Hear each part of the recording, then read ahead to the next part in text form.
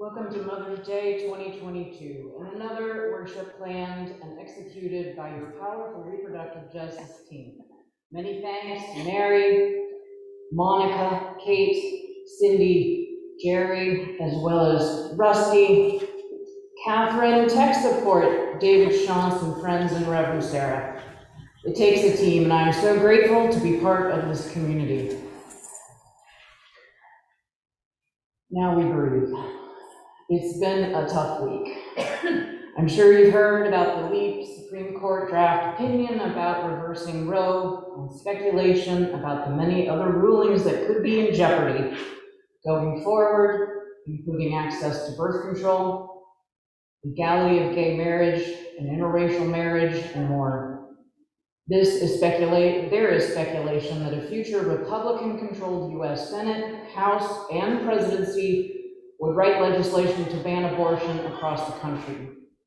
It has been a rough week to be an American who values choice, autonomy, and basic freedoms. As you probably know, the Texas legislature passed Senate Bill 8 into law in September of 2021, banning abortions after fetal heart activity is detected, which is about 6 weeks gestation and just about the time a person might know that they are pregnant. 6 weeks seems almost generous in light of considering a federal law making all abortions illegal. The federal Supreme Court did not stop SB 8 in October, and the Texas Supreme Court shut the last door on putting a stay on this law in March. So Texas has seen a 50% drop in abortions since fall 2021. Additionally, and more quietly, the Texas legislature and governor imposed a limit on legal medication abortions in Texas, reducing the time that the abortion medication can be used from 10 weeks, which is the FDA-approved timeframe, to 7. Other states like Arizona and Missouri legislatures are working on copycat laws to SB 8. Oklahoma passed a similar vigilante bill, a 6-week ban last week. In fact, 26 states are likely to ban abortion immediately if and when we see the end of Roe. Without federal protection for abortion care, the country will have a patchwork of laws, with some states protecting care and others imposing complete bans. 2021 has had the highest number of abortion restrictions enacted in a single year, which is 97 restrictions passed from 561 pieces of legislation introduced. Limiting abortion care has been squarely in the crosshairs of Republican legislatures across the country for decades, and they've turned up the heat with the Supreme Court conservative majority. So there's my legislative lecture. We appreciate the distraction from the youngin'. So as you can guess, people are still having abortions. Many have traveled outside of Texas. In fact, a number of states like Colorado have or are working on legislation to protect the right of people to have abortions in those states. New Mexico recently repealed a law passed in 1969 which criminalized abortion. One may have to travel to Colorado, New Mexico, or all the way to Illinois for a legal abortion by this summer. The phone calls and visits to clinics outside Texas have skyrocketed since September. Some Democratic states like Vermont are working on legislation to protect abortion care and providers in their state from the vigilante laws like the one our legislature passed during the last session. The physical, financial, emotional, and spiritual burden to get an abortion has gone way up. But if a person wants an abortion, they will find a way, and we can only hope they get timely, safe, and effective care. Bodily autonomy is paramount, and assistance from us is crucial. In fact, we supported folks exercising their autonomy through Arts in Action, where we raised approximately $1,500 for New Mexico Religious Coalition for Reproductive Justice. NMRC provides meals, transportation, pastoral care, and more to people traveling from Texas to Albuquerque to receive abortion care. Our support has helped a handful of people get the care they wanted and deserve. We have an opportunity to continue to help, as NMRC is the Share the Plate recipient beginning next Sunday. However, autonomy goes way beyond the decision to have an abortion or not. Autonomy includes decisions about having children or not, when to have them or not, where to raise them or not, how to raise them or not. These decisions are based on larger concepts of equality, safety, classism, poverty, environmental justice, opportunity costs, healthcare, education, citizenship, racism, to name a few. Angie Becker-Stevens, in her article entitled "What is Reproductive Justice?" says, quote, "We cannot achieve full reproductive justice without dismantling the capitalist, imperialist, white supremacist, heteropatriarchy. And I believe it's time to build a feminist movement that will settle for nothing less," end quote. Wow, how does that sit? Many of us have and do benefit from that system. Maybe you're thinking abortion doesn't matter to you, but this is much more than just abortions and abortion access. Just like environmental justice, reproductive justice demands a major overhaul of systems and structures. Are we in? Let's consider LGBTQ successes. Darcy Baxter, in her article about reproductive justice, says, quote, "When it comes to culture wars, we Unitarian Universalists have clearly claimed our ground. We are standing on the side of love, especially for same-sex marriage. I am proud of the rainbow flag that flies outside my church, but it has been nearly 20 years since our denomination has claimed any significant ground regarding reproductive issues. What does it mean to stand on the side of love when it comes to decision-making about our bodies, sexuality, and families?" End quote. She asks, what would engaging with reproductive justice look like for your community and congregation?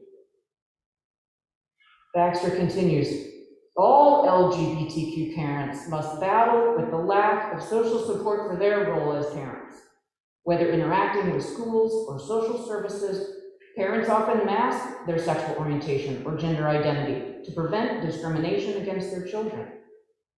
The lack of legal recognition and protection for non-biological children or legal bias against transgender parents can result in parents losing custody of their children. Many LGBTQ couples raising children are people of color, making them more likely to experience discrimination. From bullying in schools to physical assault on the street, people who are perceived to be LGBTQ are targets for attack and harassment. Because of stereotypes and bigotry, LGBTQ people face disproportionate barriers to employment, housing, education, and healthcare. How does reproductive justice fit in? It fits in everywhere. Whether you focus on bullying, parental rights, or anti-racist education and social service agencies, any organizing you do to address these injustices will help women, children, and families." End quote. We have been there for our LGBTQ friends and still are. We are standing up for our friends who aren't white. We are working to protect the environment and reduce our carbon footprints. We are trying to dismantle the patriarchy. We are working to ensure that everyone has a voice. We get the interdependence of social justice. We understand the interrelatedness of our decisions and our lives. As Baxter concludes, quote, "Let this reproductive justice work be a way for us, all of us, to nurture our practices of justice and care in our shared, messy, lived, and interdependent community." I say yes. Let us continue to support each other, our marginalized friends, in the great work of dismantling all the oppression.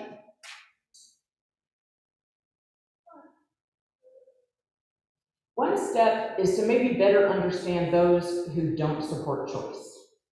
When it comes to abortion, more than half the people Pew surveyed said that abortion is morally wrong.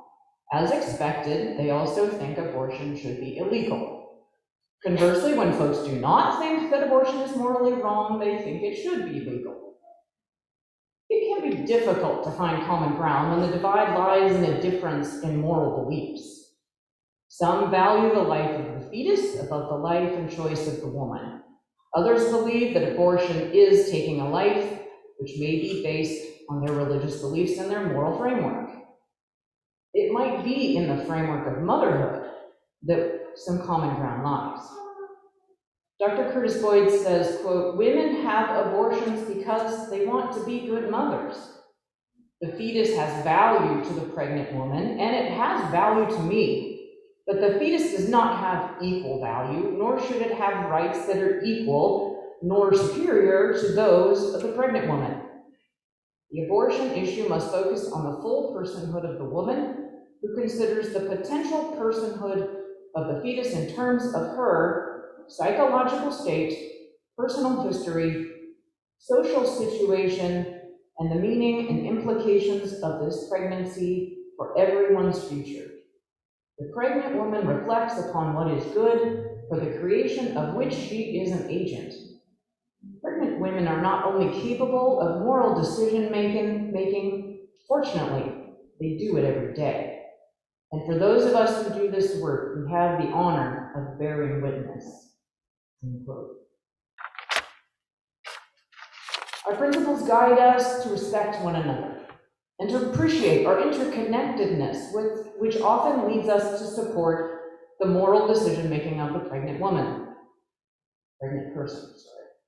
We can also appreciate the nuances and challenges individuals face in navigating major life decisions like potential parenthood.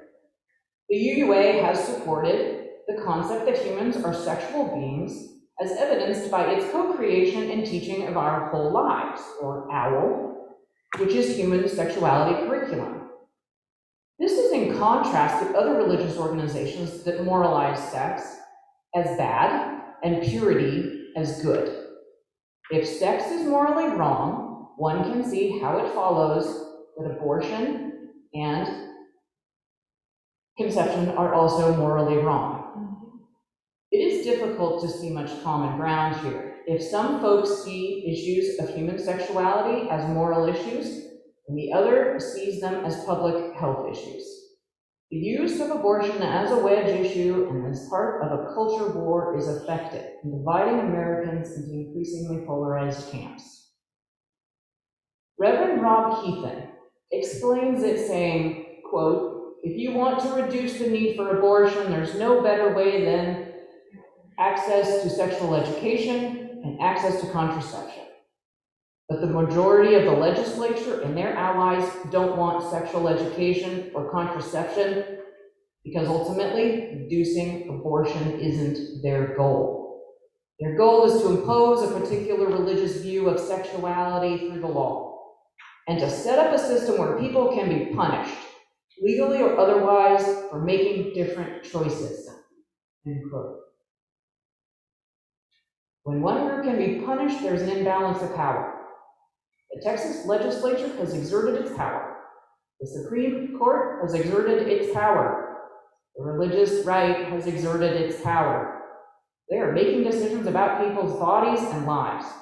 They contend that it's okay for one group to control another group by imposing their religious views. I think Reverend Keithan has articulated why many new views get fighting, me included. Reverend Keithan explains the process that involves regulation, judgment, and punishment. He says, regulation. We, the religious right that is, know the right way to be in the world. We know the right decisions to make about sexuality, and we will judge you on them. And if you're found to be outside of the norms we have created for you, you'll be punished with stigma and shame, maybe even kicked out of your family or faith community or social circle. End quote. The strategy has been used against LGBTQ folks. It is being used against transgender folks, with the current order from Governor Abbott to deny gender dysmorphic folks medical care in the form of puberty blockers and gender-affirming care. We have seen it with the Hyde Amendment denying folks federal funding for abortion care. We've seen it with SB 8. We've seen it with healthcare systems that won't provide abortion care or contraception based on a religious objection.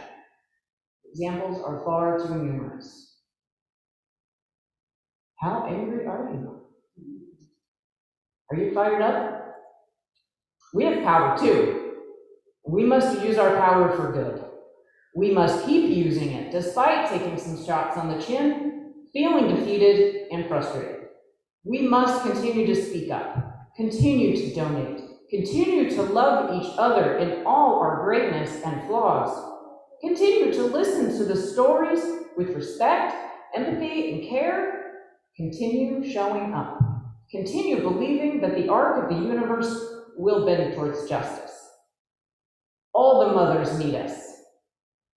The ones who had abortions, the ones who birthed a child, the ones who wanted an abortion but couldn't afford it, the ones who are privileged, the ones who struggle to make ends meet, the ones who deeply love all children, the ones with options, the ones who grieve, the ones who must hide, the ones who are ill, the ones who are troubled. Thank you for considering all of the many mothers, their power, our power, the challenges and opportunities that lie ahead. I'm holding you in my heart, and I thank you for joining us in this circle.